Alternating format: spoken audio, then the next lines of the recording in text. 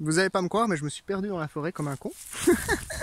Je retrouve plus le chemin principal où j'étais parti. Enfin, c'est pas grave parce que là, il y a les champs, mais j'ai pas envie de marcher en plein soleil, il fait chaud.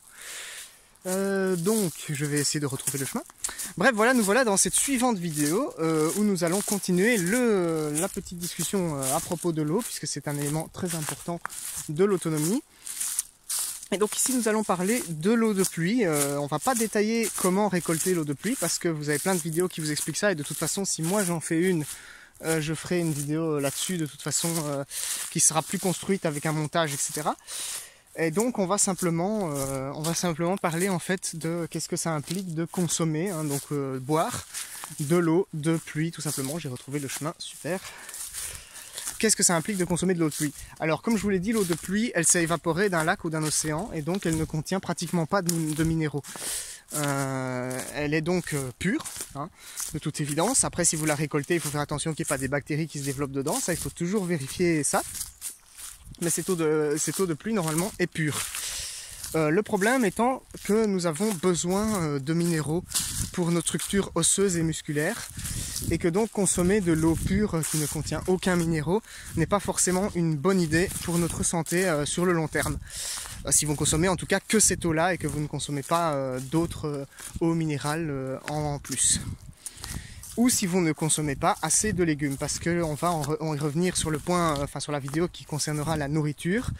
Mais les légumes, dans une certaine mesure, vous apportent une quantité de minéraux. Et en consommant certains légumes, certains types de légumes, hein, par exemple ceux qui vont pousser dans votre jardin, enfin si vous faites les choses correctement, vous aurez normalement un apport en minéraux suffisant pour pouvoir consommer plus d'eau de pluie. Je connais des gens qui font ça. Peut-être que je vous les présenterai un de ces jours. Hein. Enfin, en fait, ce sont les gens qui... sur lesquels j'avais fait, sur leur jardin, j'avais fait une vidéo, un petit reportage sur la permaculture avec eux il y a quelques années, il y a 2 ans je crois. Voilà. Donc, enfin voilà, je vais pas m'étaler là-dessus, mais on en reparlera peut-être du coup avec eux. Donc, comme je vous l'ai dit, l'eau de pluie, elle n'est pas minéralisée, donc il va falloir s'assurer de consommer à côté une eau minérale ou de consommer des légumes ou des minéraux en plus d'une façon ou d'une autre. Ou alors, éventuellement, de minéraliser votre eau de pluie. Mais à ce moment-là, si vous voulez être sûr que ça se soit fait correctement, il va falloir faire des tests. Alors, je pense qu'il y a des techniques pour minéraliser l'eau de pluie, notamment en la faisant passer par divers morceaux de terrain, ce qui va la filtrer, la minéraliser en même temps, enfin, du sable, des choses ainsi.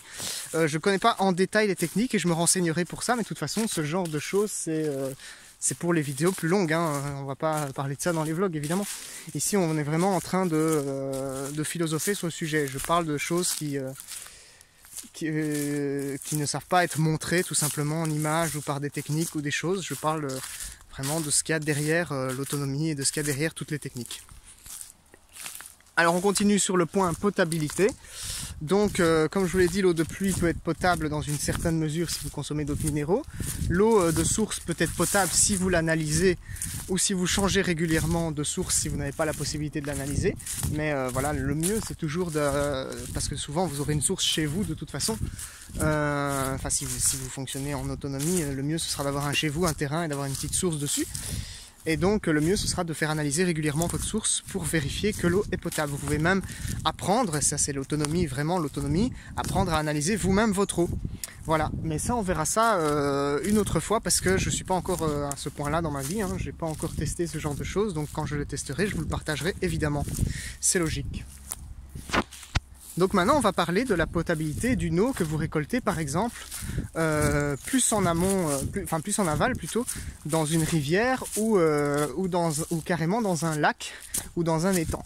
C'est ça qui va poser le plus de problèmes de potabilité, puisque vous aurez le même problème qu'avec l'eau de source, donc vous ne saurez pas quels minéraux sont présents dans l'eau, il va falloir l'analyser, il va falloir la tester.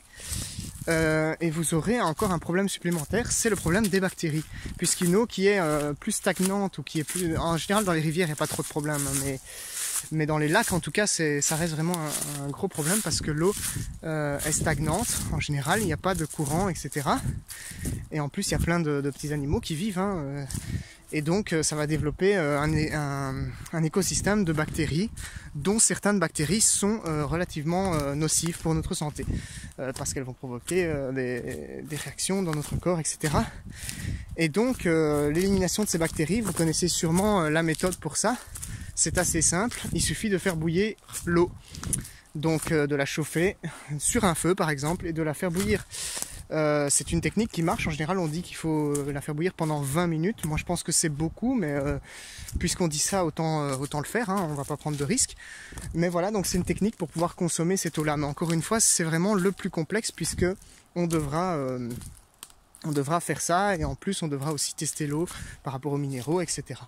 Et puis il faudra dans l'idéal la filtrer pour pas qu'il y ait de petites crasses solides dedans, mais ça c'est pas le plus compliqué, hein. Ça j'imagine que vous avez plus d'un tour dans votre sac pour ce genre de choses.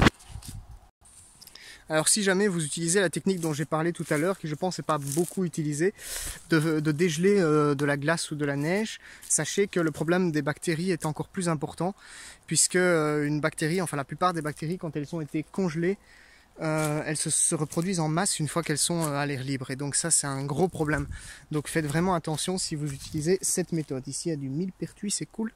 Voilà, donc avec ça nous avons parlé en fait de toutes les méthodes qui peuvent exister. Donc voilà, ce que je vous dis c'est vraiment juste, je vous détaille les méthodes, hein, je vous donne pas spécialement de pistes, hein, parce qu'il faut vraiment se renseigner beaucoup plus en détail avant de faire quelque chose. Ne vous lancez pas là-dedans sans vous renseigner davantage, c'est pas ma vidéo qui va vous aider.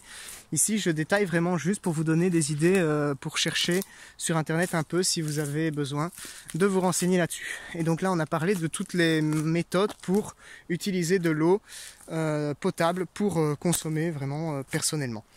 Et maintenant on va parler des autres utilisations de l'eau, à savoir se laver, mais ce sera se laver et utiliser pour le jardin évidemment, hein. Et ce sera dans une prochaine vidéo. Je vous dis à la semaine prochaine.